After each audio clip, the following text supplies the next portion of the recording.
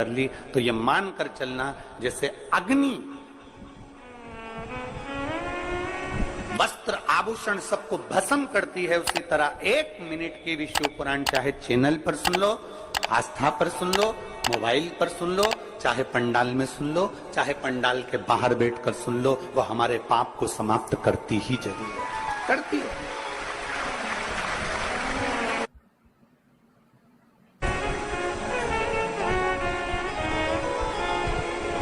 एक माँ ने एक पत्र लिखा, उसमें उन्होंने घड़ी प्रसन्न होना चाहिए। उस बेटी से कहूंगा तुम दुखी नहीं होना कि लोग कहते हैं कि तुमने ये उपाय बता दिया, वो बता दिया। अगर डॉक्टर दवाई देता है तो उसको मालूम है कि रोग कैसे ठीक होगा, उसी तरह अगर कोई सच्चा सदगुरु होता है तो उसको मालूम होता है कि इसका दुख कैसे मिट सकता है, शिव को कैसे जल चढ़ाना है, कैसे शंकर को रिझाना है, बेलपत्र चढ़ाने का नियम कैसा है, डंडी को रखने का नियम कैसा है, अशोक सुंदरी का स्थान कौन सा है, गणेश जी का स्थान कौन सा है, भगवान षडानंद कार्तिकेय का स्थान कौन सा है, कितनी शिवरात्रि होती है, शंकर जी की कितनी बेटियां हैं, जया, विशारा, शामली बारी, दौतली, देव, शंकर भगवान के कितने स्वरूप हैं, 11 रुद्रों का वर्णन क्या है, महाकाल का अवतार क्यों हुआ, एक एक संवाद को अगर हमने शिव महापुराण के माध्यम से सुना है तो ये समझ लें कि डॉक्टर जैसे दवाई देता है और वो दवाई सही तरीके से ली जाए। 1-2 दिन भी अगर गैप कर दिया, बेकार तरीके से ले ली, मालूम सुबह की शाम, शाम की सुबह ले ली, तो वह असर नहीं करती। उसी तरह शिव महापुराण में मेरे वेद व्यास जी महाराज ने 18 पुराण लिखी, 18 पुराण में से एक भी पुराण में वेद व्यास जी ने कोई उपाय नहीं लिखा। उपाय लिखा तो केवल शिव महापुराण में लिखा, क्योंकि शंकर भगवान की अविरल भक्ति से हमें कैसे प्राप्त किया। पंडित जी कहते थे, है पर मृत्यु लोक में तो मेरा देव अधिदेव महादेव है।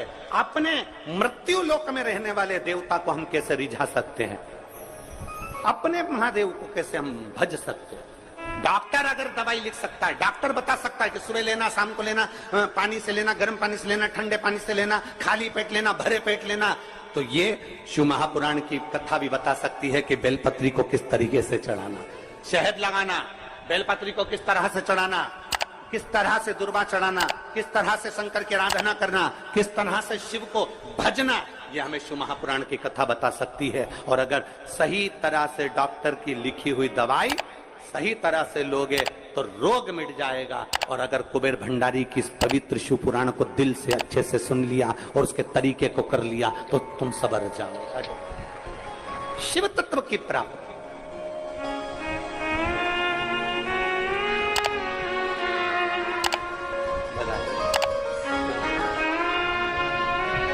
बरेश्वर बाबा की धरा पर आकर एक लोटा जल चढ़ाकर जरूर, मौका मिल जाए उसकी धरा पर एक बार जरूर आना, उसकी चौखट पर एक बार।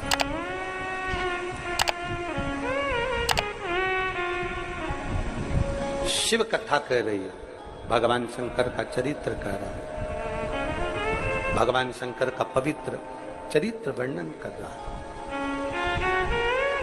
डॉक्टर दवाई देता है, उसका तरीका बताता है, तब दवाई हमारे शरीर में लगती है। उसी तरह शिव महापुराण की कथा भी,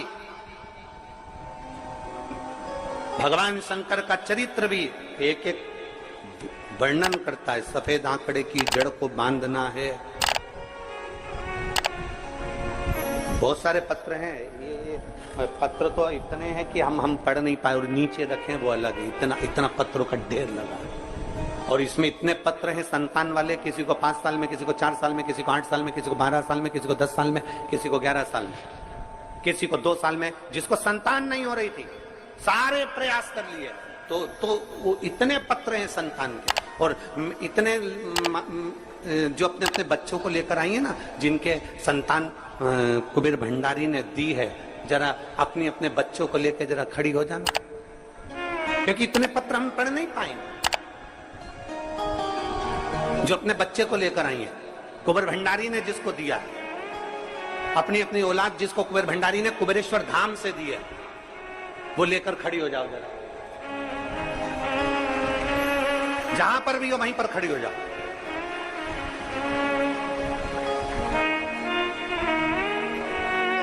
अब तुम विनय, जितने को बच्चे दिए हैं कुबेर भंडारी ने, इनको ऊपर आने दे लाइन से। आप बता, और उसको बताना भी है कि कितने साल में कितने बाबा की कृपा से मिला। अब जरा देखो, बाबा ने दिया, एक बार जोरदार ताली बजाकर स्वागत करें जिसको बाबा ने दिया। और खाली नहीं भेजा मेरे कुबेर भंडारी ने, पंडाल भरा पड़ा हुआ है, मेरा बाबा खाली नहीं भेजा, झोलियां भर कर भेजे। इतने पत्र हम संतान के नहीं पढ़े। स्वामी करुणा सागर करुणा करने वाले, हे देवादिदेव महादेव, हे भगवान शिव, मेरा निवेदन आपसे, मेरे मन के संशय को मिटा दीजिए, मेरा मन का संशय समाप्त कर दीजिए। क्या संशय है तुम्हारा?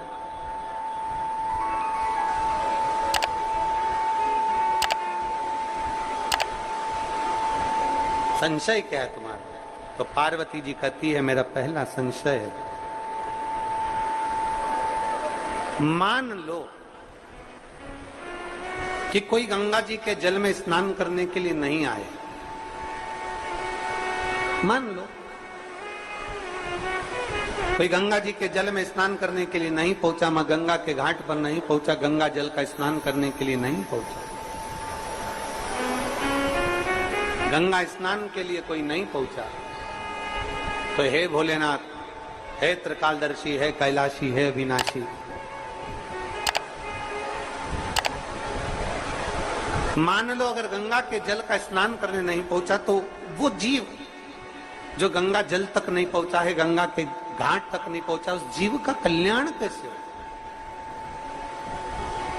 हमने एक बात आप लोगों को पहले कथा में कही थी, आज फिर कह रहे, अपने स्मरण में रखिएगा उस बात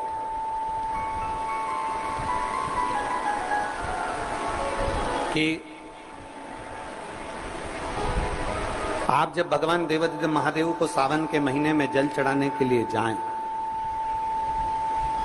आप जब देवादिदेव महादेव को श्रावण के महीने में जल चढ़ाने के लिए पहुंचे, तब कभी कभी मन में ऐसा विचार कर लिया करो कि मैं काशी में जल चढ़ा रही हूं, मैं सोमेश्वर में जल चढ़ा रही हूं, मैं भीमा शंकर में जल चढ़ा रही हूं, मैं मल्लिकार्जुन में जल चढ़ा रही हूं।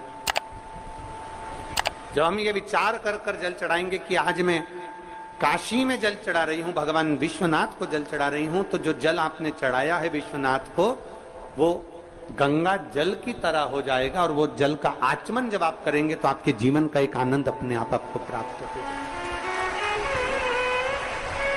आप ये विश्वास के साथ, आप एक भरोसे के साथ, एक दृढ़ता के साथ भगवान शिव को जल चढ़ाएं।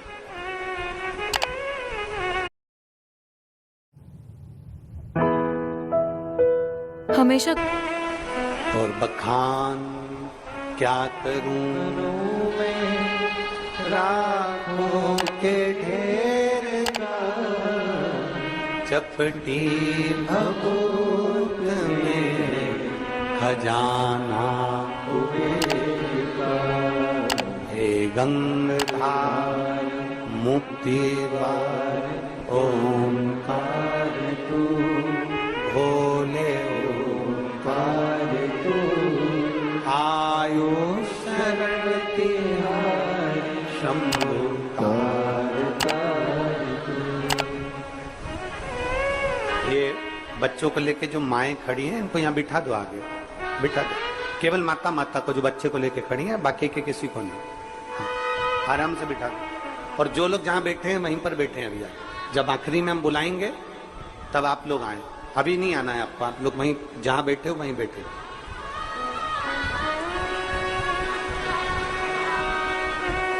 बखान क्या करूं मैं, राखों के ढेर का, चपटी भभूत में खजाना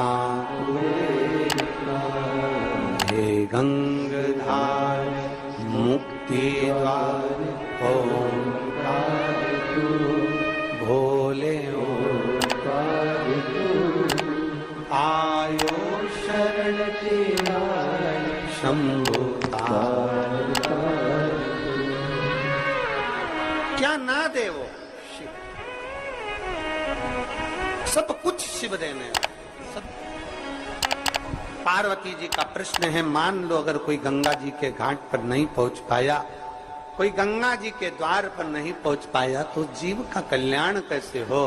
तो भगवान देवादिदेव महादेव कहते हैं, जो मेरे देवालय शिवालय में हर हर महादेव कहता है, गंगा वहीं पहुंचकर उसको मुक्त कर देती है। हर हर हर महादेव कहने वाले के लिए गंगा वहीं पहुंचकर उसको मुक्त कर दे। गंगा पहुंच,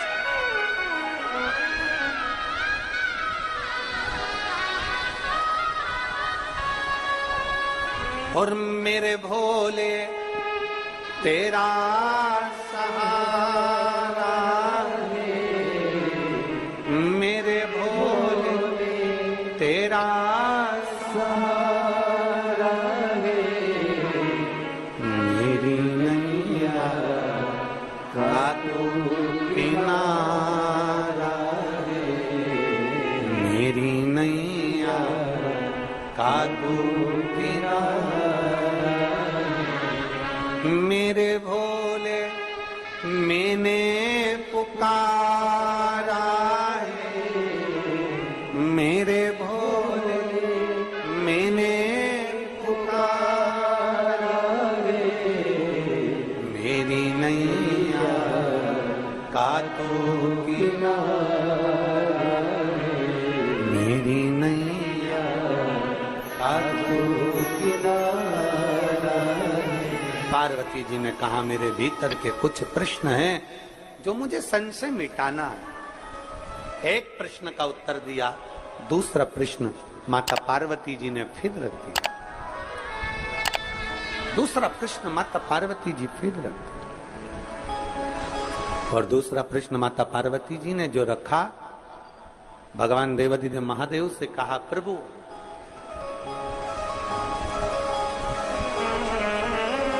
काशी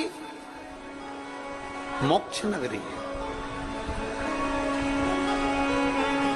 काशी अभी मुक्त नगरी, मोक्ष नगरी, काशी मोक्ष नगरी है। हे प्रभु, हे नाथ, हे करुणा सागर, दया सागर, कृपालु दयालु दाता, काशी मोक्ष नगरी है। और मान लो संसार का मनुष्य यदि काशी तक भी ना पहुंच पाए, तो उस जीव का कल्याण, उसकी मुक्ति कैसे? तो कहा,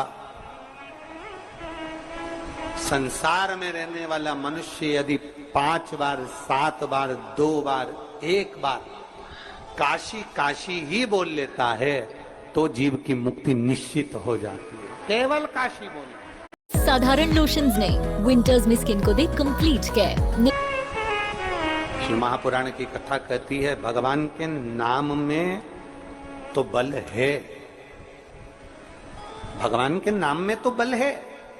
शिव महापुराण की कथा कहती है, केवल भगवान शंकर के नाम में ही नहीं, भगवान शंकर जिस भूमि पर निवास करते हैं, उस भूमि का भी अगर नाम ले लिया जाता है, तो जीव का कल्याण निश्चित हो जाता है।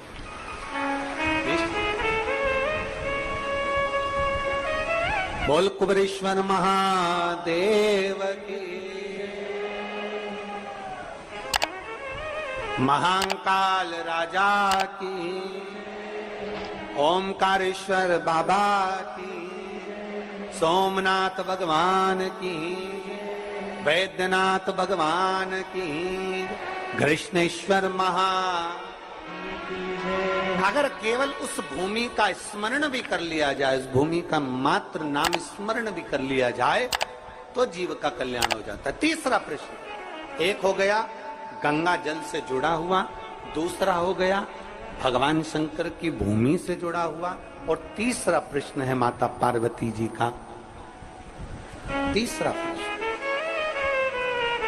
ये है नाथ, हे शंभो, हे त्रिकालदर्शी, हे कैलाशी, हे अविनाशी, हे शिव, आखिरी प्रश्न पूछ रही हूं आपसे। मान लो